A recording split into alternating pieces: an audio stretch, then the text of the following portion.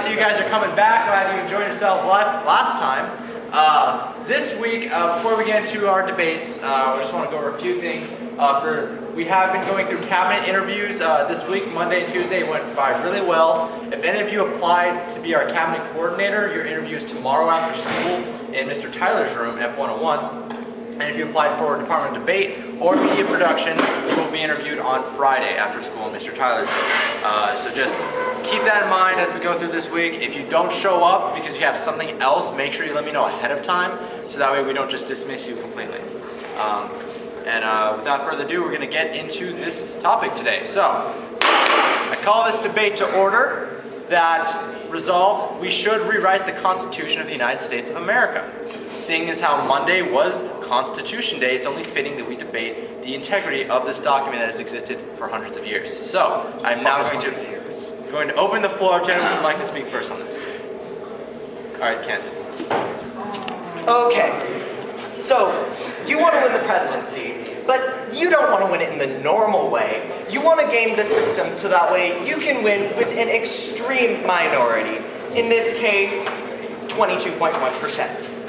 So, how do you do that? Well, all you need to do is win Wyoming, DC, Vermont, North Dakota, Alaska, South Dakota, Delaware, Montana, Rhode Island, New Hampshire, Maine, Hawaii, Idaho, Nebraska, West Virginia, New Mexico, Nevada, Utah, Kansas, Arkansas, Mississippi, Iowa, Connecticut, Oklahoma, Oregon, Kentucky, Louisiana, South Carolina, Alabama, Colorado, Minnesota, Wisconsin, Maryland, Missouri, Tennessee, Arizona, Indiana, Washington, Virginia, and New Jersey.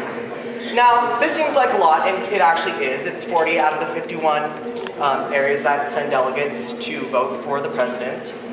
But because these states are less populated than the Electoral College makes them look, they only end up giving you about 49.98% of the entire country's population. And you only need 22.1% to actually win due to some really interesting stuff. But that means that in 11 states, we have over half of the population. And you know what? None of these states matter if you're actually trying to win the presidency. Because you know what? Every state starts with 3 electoral college votes, and after that they're distributed roughly based on size. So most of the states that should have 1 or 2 have either 3 or 4, actually all of them do. And so you end up with an extreme disproportionate amount of delegates per capita. And so states such as New York, Illinois, California, and Texas don't matter at all. This is a fundamental issue, and it is not something that we can just say, well, let's try to resolve it, without going back and totally rewriting a bunch of the Constitution, if not all of it.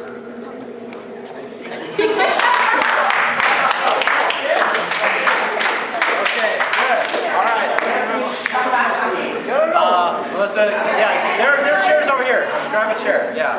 Alright, that's fine. Sorry about that. Okay, so, Jake, you go and speak next. Oh, wait, it's Jake.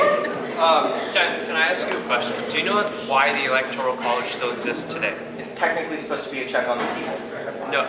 The reason why the it was originally a check on the people, but the reason why the Electoral College still exists today is not because the government still thinks people are too stupid to vote. It's because it protects the small states from being overpowered by the larger states, and that's why they have more Electoral College votes than larger states.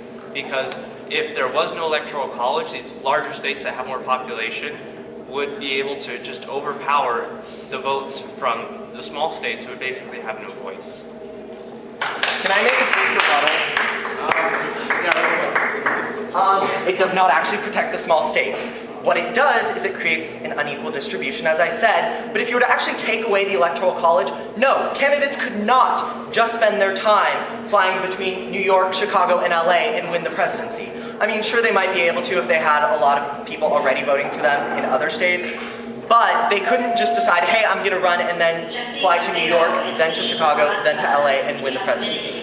I think they'd get like barely 5%, if even that, if they were to actually do that. The thing is that if you look at it, they don't even spend a lot of time in the states that have 3 or 4 votes. They spend time in about 4 states.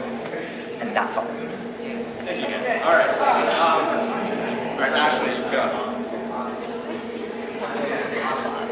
Okay, so going back to what he said about saying that we should have to rewrite the whole Constitution, I just wanted to say something really quickly about elastic clause, saying that we can change one rule in the Constitution, and truthfully, the people that wrote the Constitution back then, some of their ideas were, like some of the laws that they put in the Constitution, yeah, kind of like don't apply to us today, but some of them do, and some of them actually still have meaning. So why would we rewrite those laws when we can just change some and add some?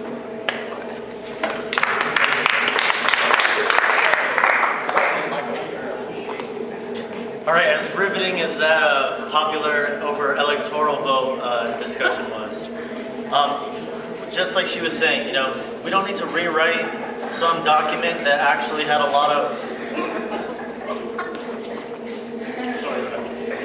we don't need to rewrite a document that has a lot of historical and political value, because those the fundamentals that made up this country, those all lie in the Constitution.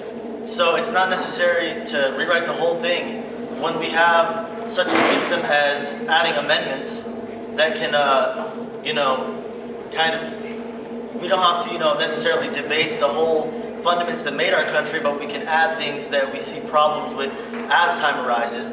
Obviously, it was written 300 years ago, which is actually fairly new compared to most countries. So, but as time goes on and we need to, you know, make a little details here and there to apply to our time, amendments seem more practical than just rewriting the whole thing.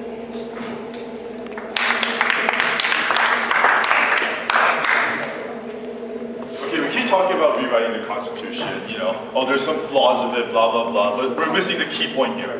Who's going to rewrite the Constitution? Who on earth in the government do I trust enough to rewrite my most fundamental laws and rights?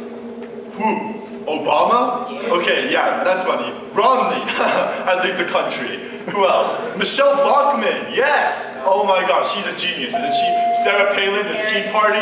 And you realize that we do need a 2/3 majority, I believe it was, to ratify any sort of a change to amendment to the Constitution, nonetheless write a new one. We can't even get like a 50.01% agreement in Congress on anything. Who on earth, we have like just Democrats and Republicans like 50-50 and they will never agree on anything. How on earth are we gonna get anything changed? There's no one to write the new Constitution. Everyone's either stupid or they can't agree on anything. I see no point in this.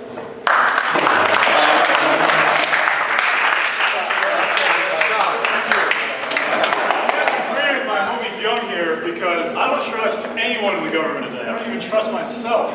You see, because back when this was written, it was written by really intelligent, patriotic people with great ideas and a plan for a good future for America.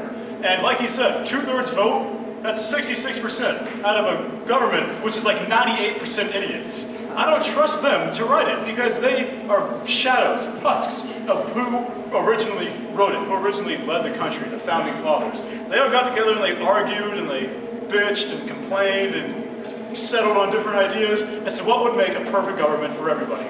And that's more or less what we've got. We're working with it, and especially the Bill of Rights. I don't want anything, especially freedom of speech, to get altered in any way. And there's a chance that it could be. That's the most fundamental right of America, and I don't want it to get manipulated or changed in any way. That's it. Okay, Michael. You know, Shaun brought up a very interesting point when he said, you know, to try and create a government that's perfect, because obviously, you know, there's so many people and there's so many different views and morals and whatnot. So it's like, how can we create a national law that could appeal to everybody? And I think it's that because we have checks and balances and we have the ability to, you know, add amendments. It's like, it's not trying to completely change it for some side or some political party, but so that we can start somewhere with principles. And, you know, a lot of it was actually based on things that were even before our country's establishment, such as the Greeks and other, you know, philosophers. So the fact that it's based on strong principles is another reason why we really should mess with the base of it. So. Anyone else? No one else will go. Kent. Okay, so I feel that we're fixating on who, when that's not really the debate. The debate is should we, not necessarily who. Because, yeah, I don't trust anyone in our current political system to rewrite the Constitution either. And Byung, I see you getting ready. But that doesn't mean that we don't have a need to do something. Just because we don't have someone to fill a need does not mean that we do not have that need. And, I mean, sure, the Electoral College is one thing, but also, I mean, the Constitution was written at a time when there wasn't money in politics. There really wasn't. You did not see lobbyists, and you did not see people saying, well, you know, if you vote this way, then we'll give you a bunch of money. If not, we'll give it to your opponent to defeat you. That didn't happen.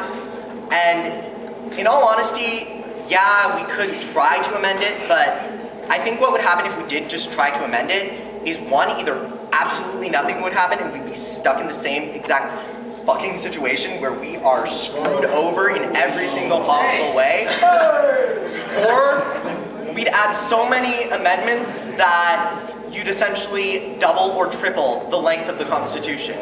And imagine trying to actually look through that and see, well, what's constitutional, what's not. It would be insane. So yeah, we could try to do that, but I don't think it would work. Let's refrain from using the fuck word from now on. What word, Shaun? Alright. I noticed a lot of people arguing about, you know, with the Constitution. We should not. It's already good enough. We can amend it. Who's going to do that? And for once, I'm going to agree with Kent and say that that's not the point. The point is that we can get together and agree that, yeah, the Constitution is flawed.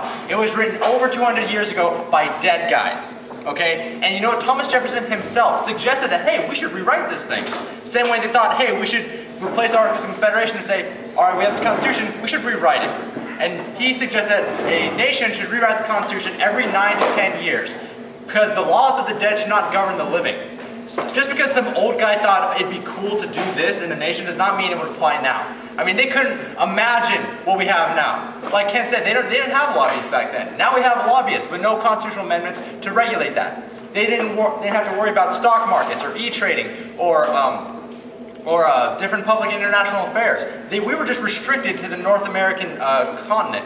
We didn't think what would happen if, you know, we reached out and saw how big the world was. Moreover, is that now in the United States we have a lot more problems that we need to focus on, create constitutional amendments. But not just create constitutional amendments, but redraft it entirely. Okay? Because otherwise we would be backwards. We'd be a backward civilization in America. Because you know what? Haiti, they get a new constitution every couple of years. So does Great Britain and China and loads of other free nations. And yet we're the ones who are restricted by one that was written over 200 years ago. That's not how America should be. We should be at the forefront of political, technological, and social advances. So, sure, it might be difficult to find people to rewrite it, but they're not going to be corrupt politicians who are going to say, hey, let's make sure that people can't have free speech, but we can. Because freedom of speech means freedom of speech for all. Just the way as, you know, freedom of religion is freedom of religion for all. Okay? The good parts of the Constitution we're obviously going to keep. They're not going to say, let's see, we shouldn't be able to, black people are free. Let's change that. Let's make them no longer free. No one's going to change something like that, or our First Amendment rights, or most anything in the Bill of Rights. They're going to keep the good parts, but change it to where it's more applicable to our society today.